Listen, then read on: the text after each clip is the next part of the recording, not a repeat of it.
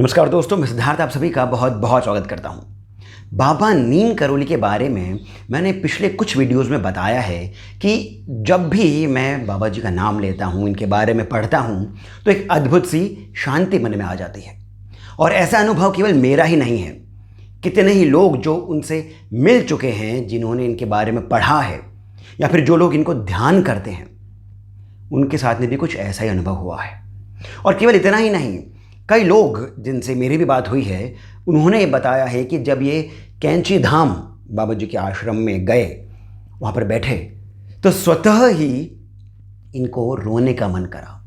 ये फूट फूट करके रोए, स्वतः ही, बिना किसी पहले की किसी घटना से रिलेटेड हुए। बस मन में कुछ ऐसी भावना आई और फूट फूट कर रोने लगे। जब आप इसको ऑब्जर्व करेंगे तब आपको ये मालूम चलेगा कि ये कुछ उस प्रकार है जैसे कि बाबा जी एक शांत सरोवर है और हमारा जो जीवन है उसकी जो अच्छे बुरे अनुभवों के कारण हमारा मन जो है वो एक आग के अंगारे की तरह हो गया है। और जब ये अंगारा शीतल सरोवर में जब जाता है तो भाप तो निकलेगी ही। नीम करोली बाबा कुछ ऐसे ही है, शांत, चंद्रमा के आभा के समान। इनका नाम लेने पर ही एक विचित्र सी, अद्भुत सी शांति आ जाती है।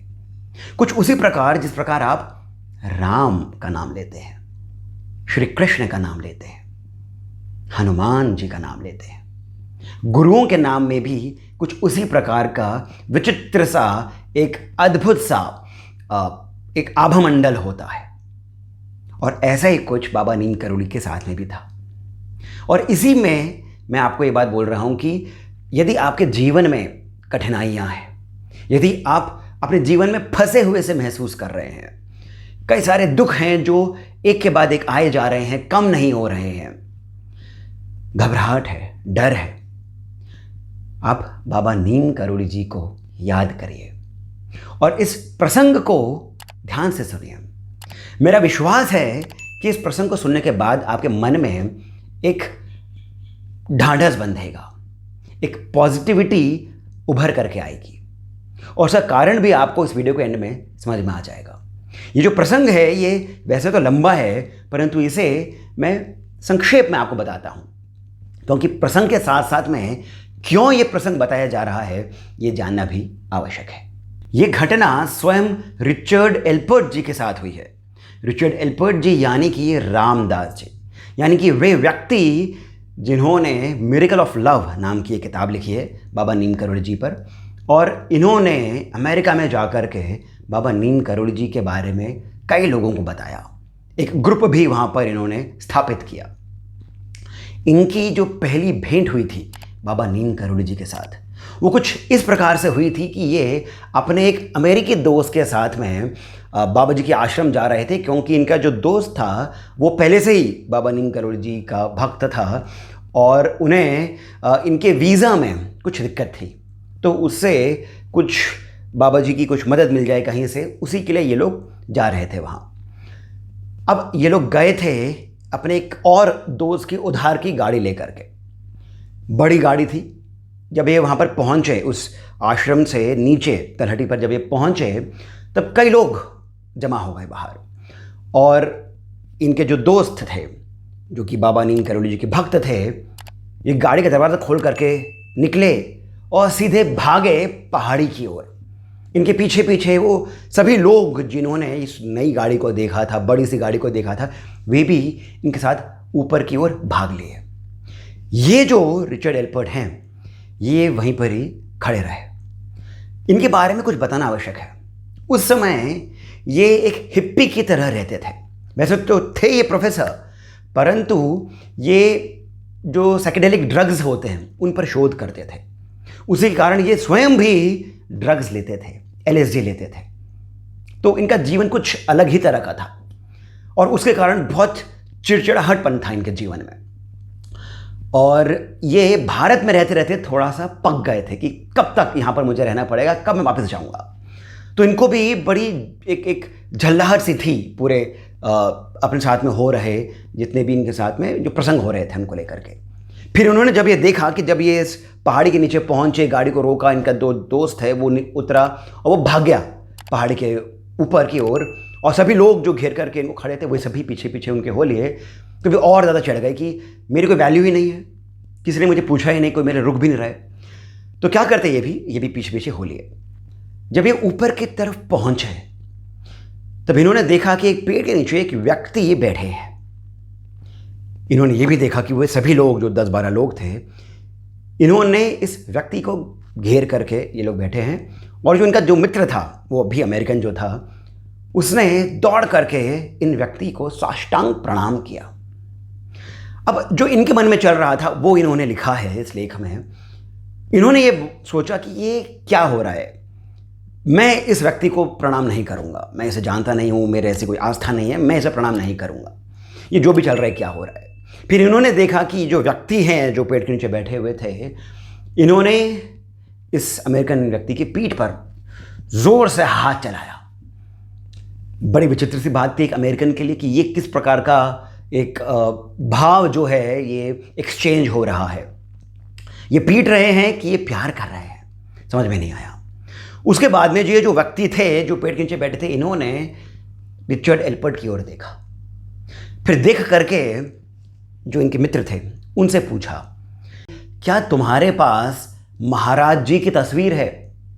ध्यान से सुनिए, ये जो व्यक्ति है, ये जो संत हैं जो पेड़ के नीचे बैठे थे, इन्होंने इस अमेरिकन व्यक्ति से पूछा कि क्या तुम्हारे पास महाराज जी की तस्वीर है? उस व्यक्ति ने बोला बिल्कुल जी हाँ। तो इन व्यक्ति ने कहा, इन संत ने कहा कि वो तस्वीर इनको दे दो, यानी रिचर्ड एल्पर्ट को दे दो। जब रिचर्ड एल्पर्ट ने वो तस्वीर ली तो बड़ा ही अजीब सी इनको बात लगी कि वाह, ये क्या बात होती है। ये जो संत हैं ये अपनी ही तस्वीर मुझे देते हुए कह रहे हैं कि ये तस्वीर रखो, स्वयं को महाराज जी कह करके बुला रहे हैं। यानी अब हमें समझ में आ गया, व्यक्ति उस पेड़ के नीचे बैठे थे वो और कोई नहीं, बाबा नीम करोली थे। तो अब मैं बाबा नीम करोली कह करके इनको संबोधित करूंगा। तो बाबा नीम करोली ने अपनी ही तस्वीर, महाराज जी की तस्वीर कह करके रिचर्ड एल्पर्ट को दी। अब रिचर्ड एल्पर्ट को ये सारी बातें बहुत अटपटी सी लग रही थी, जल्लाहट तो ऑलरेडी हो रही थी। फिर बाबा नीम करोली ने रिचर्ड एल्पर्ट की ओर देख करके बोला कि तुम्हारे पास में बड़ी सी गाड़ी है? तो रिचर्ड एल्पर्ट को थोड़ा अजीब सा लगा पर बोला कि हाँ है। महाराज जी ने बोला मुझे दे दो। तो रिचर्ड एल्पर्ट जो है वो बोले क्या, क्यों? अब जितनी देर में वो क्या क्यों कहते उतनी देर में ये जो उनके मित्र थे जो बाबा जी के उनके आसन के नीचे बैठे हुए थे, उनके पांव पकड़ करके उस व्यक्ति ने अपने मन से बोल दिया जी जी जी जी बाबा जी, आपकी गाड़ी है वो, आप समझिए कि आप ही की गाड़ी है। अब रिचर्ड एल्पर्ट जो खड़े हैं वो देख रहे हैं कि क्या चल रहा है, ये गाड़ी मैंने अपने दोस्त से उधार में ली है, डेविड से, ये मैं आपको क्यों दूं? ऐसा उन्होंने बोला, जो मन में था ऐसा उन्होंने बाबा जी को बोला कि ये तो मेरे मित्र की गाड़ी है, डेविड की, मैं आपको क्यों दूं? बाबा जी ने बोला चलो ठीक है मत दो, तुम्हें रख लो, तुम्हारी तो गाड़ी है। ऐसे कह करके बाबा जी जोर से हंसे। वहां पर जो सभी लोग थे 10-12 अभी भी जोर से हंसे। रिचर्ड एल्पर्ट को कुछ बात समझ में नहीं आ रही थी कि चल क्या रहा है। ये व्यक्ति अपनी तारीफ कर रहा है, अपनी तस्वीर मुझे दे रहा है, मुझसे गाड़ी पूछ रहा है, ये संत किस प्रकार का है। फिर बाबा जी ने बोला कि तुम्हारे पास में बहुत रुपए हैं?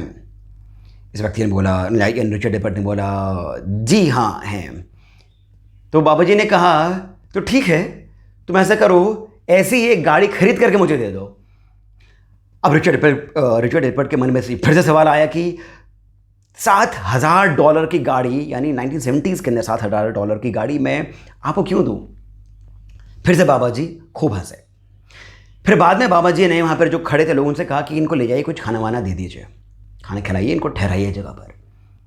खाना वाना खाया इन दोनों जो अमेरिकन लोग थे। फिर ये कुछ समय बाद फिर से बाबा जी के पास आकर के बैठ गए। अब यहाँ से कहानी बदलती है। कुछ समय में बाबा जी ने रिचर्ड एल्पर्ट को अपने पास बुलाया, अपने पास बिठाया और बिठा करके पूछा, जो पूछा उससे रिचर्ड एल्पर्ट का पूरा जीवन बदल गया। रिचर्ड एल्पर्ट से पूछा कि कल तुम तारे देख रहे थे रात को? अब ये सुनते ही रिचर्ड एल्पर्ट सख्ते में आ गए कि ये थोड़ी सी विचित्र सी बात हो गई। इन्होंने थोड़ा सा संकोच के साथ में बोला जी। फिर बाद में बाबा जी ने बोला तुम रात में तारों को देख रहे थे और तभी तुम्हें तुम्हारी माँ की याद आ गई। दोस्तों, जब अब ऐसा स्वयं रिचर्ड एल्पर्ट ने अपनी किताब में लिखा है कि जब उन्होंने बाबा नीम करोली को ऐसा बोलते हुए सुना, उनके ये बोल सुने, तो उनको इस प्रकार की अनुभूति हुई जैसे पूरी दुनिया जो है वो बहुत तेजी से गोल गोल घूम रही है, कुछ भी इनके वश में नहीं है। चक्कर आने लगा, कुछ अजीब सी फीलिंग हुई। वो इस कारण क्योंकि ये कल इस जगह से, इस आश्रम से कुछ 100 किलोमीटर दूर थे। रात को ये किसी कारणवश उठे थे और रात को इनको क्लियर स्काई दिखा था और फिर ये जाकर के रात को तारे देखने लगे थे। तारों को देखते देखते ही इन्हें अपनी माँ स्मरण में आई, जिनकी मृत्यु 9 महीने पहले ही हो चुकी थी। और ये एक ऐसा पर्सनल सा एक्सपीरियंस था कि तारों को देख रहे हैं, माँ की याद आई है, माँ को याद कर रहे हैं जो माँ अब नहीं रही हैं। ऐसा एक्सपीरियंस आप किसी के साथ में भी नहीं बांटते हैं, ये आपका स्वयं का अनुभव होता है। परंतु इतना एक शुद्ध सा अनुभव, जो कि पर्सनल सा अनुभव है, महाराज जी को, बाबा नीम करोली को कैसे पता? क्योंकि ये तो उन्होंने किसी को भी नहीं बताया था, बताते भी नहीं ऐसे अनुभव, और महाराज जी को पता था। तो जब तक ये कुछ समझ पाते रिचर्ड एल्पर्ट, तब बाबा जी ने अपनी आंखें बंद करी और आंखें बंद करके कहा, उनको स्प्लीन की दिक्कत थी। उनका पेट अंत में, उनके अंत समय में बहुत बड़ा हो गया था। पेट की दिक्कत थी, स्प्लीन की दिक्कत थी उनको। जब बाबा नीम करोली ने ऐसा कहा, उस महिला के लिए जो अमेरिका में थी 9 महीने पहले, जिनकी तब की मृत्यु हो चुकी है, तो जो रिचर्ड एल्पर्ट थे, इनको और बहुत ही विचित्र सा अनुभव होने लगे और स्वतः ही इनकी आंखों से आंसू निकलने लगे। ये फूट फूट करके रोने लगे। क्यों रोने लगे इन्हें स्वयं को अनुभव नहीं हुआ। रो करके ना ही कोई खुशी का अनुभव हुआ, ना ही दुख का, क्योंकि बाबा जी ने कुछ ऐसा इनके जीवन से कष्ट मिटा दिया हो, ऐसा नहीं हुआ था। परंतु कुछ अद्भुत सी शांति हुई, शांति से मिली। बाबा नीम करोली का जो एक अलग रूप इन्होंने कुछ घंटों पहले देखा था, जहां पर बाबा जी मस्खरी कर रहे थे, गाड़ी मांग रहे थे, उससे कंप्लीटली विपरीत एक अनुभव अब बाबा जी की गहराई का रामदास जी को हुआ, रिचर्ड एल्पर्ट जी को हुआ। ये वो क्षण था जब रिचर्ड एल्पर्ट बाबा नीम करोली के दास हो गए सदैव के लिए। क्योंकि ये वो बातें हैं जो कि केवल बाबा नीम करोली के चमत्कार के बारे में नहीं बताती हैं, ये बताती हैं कि बाबा नीम करोली का हृदय जो है किस प्रकार का है, कितना सरल कोमल हृदय है, किस व्यक्ति के मन में क्या दुख चल रहा है, क्या पीड़ा है। ये बाबा नीम करोली को कितने ही किलोमीटर दूर कोई व्यक्ति हो तब भी मालूम चल जाती है। और यही बात इस किताब के प्रकथन में इन्होंने कही थी, जो स्वयं मैंने अनुभव किया है, और ऐसे कितने ही हजारों लाखों भक्तों ने अनुभव किया है कि भले उन्होंने महाराज जी को नहीं देखा हो, महाराज जी सशरीर अभी भी नहीं हो, परंतु इस पृथ्वी पर उनका आभामंडल कुछ इस प्रकार का है, उनका ऑरा कुछ इस प्रकार का फैला हुआ है कि आप आज भी उन्हें याद करें तो आपको शांति का अनुभव होगा, आपकी पीड़ा दूर होगी, आपके दुख दूर होंगे। और इसी कारण इस वीडियो के आरंभ में मैंने आपको एक कहा था कि यदि आपके जीवन में दुख है, पीड़ा है, आप फंसे महसूस कर रहे हैं, कहीं से कोई उपाय नहीं मिल रहा है, बाबा नीम करोली को आप सच्चे हृदय से पुकारिए, इनका नाम लीजिए, हनुमान जी को बुलाइए, राम राम कहिए। एक किताब पर आप राम लिखिए, ऐसा तो स्वयं बाबा नीम करोली करते थे। राम राम राम राम राम। अब राम नाम लिखेंगे, राम नाम जपेंगे, तो हनुमान जी, बाबा नीम करोली स्वयं ही आकर के आपकी सहायता करेंगे। परंतु इसमें बस इतनी सी बात है कि आपका जो भाव हो वो शुद्ध हो, आपकी भक्ति निर्मल हो। दोस्तों, अंत में मैं बस इतना ही कहूँगा कि बाबा नीम करोली की लीलाएं अद्भुत हैं, इनके प्रसंग बहुत अधिक हैं, इतने कि हम करते ही रहेंगे और करते ही जाएंगे, क्योंकि नित्य नए प्रसंग हमको सुनने को मिलते हैं जो आज भी लोग अनुभव करते हैं। कितने ही सारे हमारे पुराने वीडियोस पर लोगों ने बताए हैं, और ऐसी ही एक और वीडियो, एक और सीरीज़ हम करेंगे शीघ्र ही, जहां पर हम आज के समय में जो जो लोगों को अनुभव हुए हैं उनके बारे में आपको बताएंगे, ताकि आपकी श्रद्धा, आपका विश्वास बाबा नीम करोली पर, स्वयं पर, इस सृष्टि पर और अधिक बढ़ जाए। आशा करता हूं कि आपको ये प्रसंग, ये बातें अच्छी लगी होंगी, आपके मन में कुछ शांति का अनुभव आपको हुआ होगा। यदि ऐसा है तो कृपया करके इस वीडियो को लाइक करें, शेयर करें, कमेंट करके मुझे ज़रूर बताएं यदि आपके भी कुछ ऐसे अनुभव रहे हैं तो। सब्सक्राइब करना नहीं भूलें, और हमें और अधिक प्रोत्साहन देने के लिए, हमारा संबल बनने के लिए कृपया करके कमेंट सेक्शन में जाकर के या फिर डिस्क्रिप्शन में ही जाकर के आपको जो डिटेल्स मिलेंगे जीपे, पेटीएम इत्यादि के, तो वहाँ से 100, 200, 500 जितना आपके मन में हो उतना आप हमें श्री सहयोग भी प्रदान करें। इसी के साथ मैं सिद्धार्थ आपसे जाने की अनुमति लेता हूँ। जय सिया राम।